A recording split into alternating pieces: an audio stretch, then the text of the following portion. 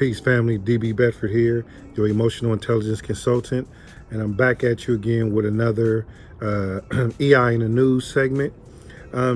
This particular situation is one that unfortunately it's happening far too many times. I mean, we've seen it with the barbecue Becky situation, which I actually had an opportunity to interview those guys that was involved in that situation. We've seen it happen across the country with the person who fell asleep in the dorm room, the Starbucks situation, and here we go again with another situation that if the person that I'm about to speak on, the one who makes the call, exercised just a little bit of emotional intelligence, they would not be in a situation that they're in. And so this situation comes where there's a gentleman, he's with his son, and there is someone who comes through the door. You know, typical, you ever go into some place and you go through the door and somebody trails behind you and comes behind you? I do understand that there should be some level of concern, right, of who is coming behind you. On the call box and have them come down. They don't have to do that. You could just walk away. I'm gonna call the police. Oh yes. Call the police. Remember that. I remember this exactly happening when I used to live in my own condo, and then people used to call the police all the time. Sir, I'll hold the door here for you while That you is call your okay. friend. Nobody's asking you to hold the door. You can do whatever you want. But I'm recording you right now, and you're going to be the next person. Look at this. You don't need to threaten me. You just need I'm to not get out threatening of the you. building. You are. I'm not threatening I'm you. going to be the next person. What? You're just going to be the next person on TV. Just remember that. And you have your son with you. That's why I asked you if that's your son. But this is kind of where emotional intelligence kicks in. And you might be wondering, okay, what part of emotional intelligence plays in this? Well, number one of the domains of emotional intelligence is what we call situational awareness. And situational awareness is your ability to tap into the vibe and the energy of any situation so you'll know what to embrace and what to stay away from.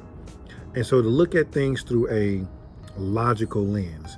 And so in this situation, yes, this person may have came in behind them, but then we have to pick up on an energy and determine, use some discernment, is this person actually a threat? He tailgated through the door as I left. He walked in. I tailgated to the door. He appears to be African American. Appears to be African American. I don't know if there's 35, software engineer. Pink polo shirt and a Yankees cap. All good. Software engineer, brother. Yep. Pink polo shirt, and tennis shoes, jeans, yeah.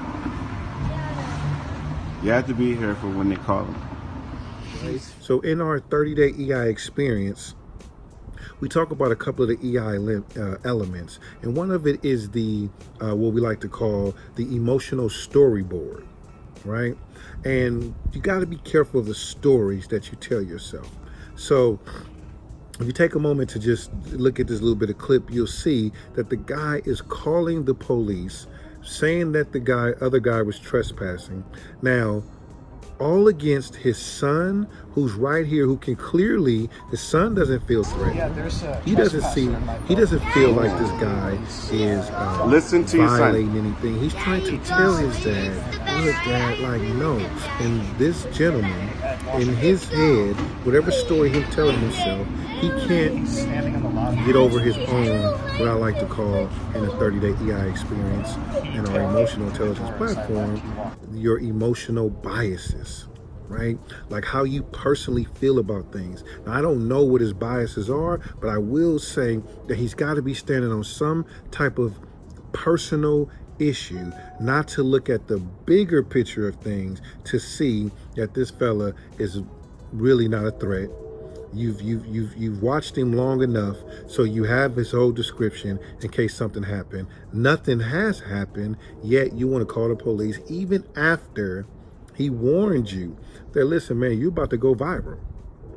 And in the end, right, it comes out to be that he actually was waiting on someone. Hi, Kathy. Told you. I love you, baby. Go now. It took you so long to get here. Daddy, look what you've gotten us into. Let's go. My friend is handicapped. Just give me 1 second while you be an asshole to in front of your kid. Okay? Remember, I'm recording you. And I think he made a mention that the person he was waiting on was actually handicapped, had a disability. And so it really made this gentleman probably feel, you know, very small afterwards. And I seen some news footage where he apologized, but that video got over 1 million views. And of course, by popular opinion, people are going to go to the racist comments, right? And I don't know if the guy is racist or not, but now it appears to be that. And why? Because his inability, this is the power in emotional intelligence. The reason why we do this is because it's his everyday situations that people are putting themselves in. Number one, emotional intelligence, emotions. How do I feel? Intelligence. What do I do with that feeling?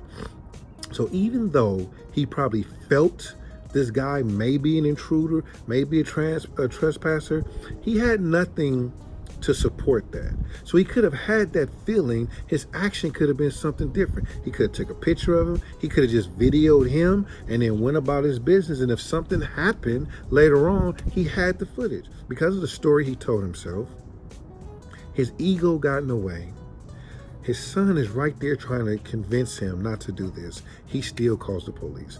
And now he done went viral. And now he's the next person on a growing list of individuals that get all up in their feelings and make poor decisions. Okay? So I keep sharing and I'll keep sharing and say, hey, the higher the emotion, the lower the logic. This guy was clearly in his feelings, either about his biases, his personal experiences, or whatever is happening. He couldn't see the logic in the situation. So I want to caution you guys out there, as you out there every single day, your situation might not be calling on someone unreasonably, but you may make a poor call on something if you're in your emotions and you're not able to separate how you feel based on the action you take on how you feel. Okay? So again, DB Bedford, your emotional intelligence consultant. Just wanted another section of EI in the news. And I just want to encourage you to practice emotional intelligence. I want you to practice getting up every day and looking at the world through the lens of emotional intelligence, because it is the #1 asset that we all can benefit from, both personally and professionally. I'll see you on the next segment of EI in the news.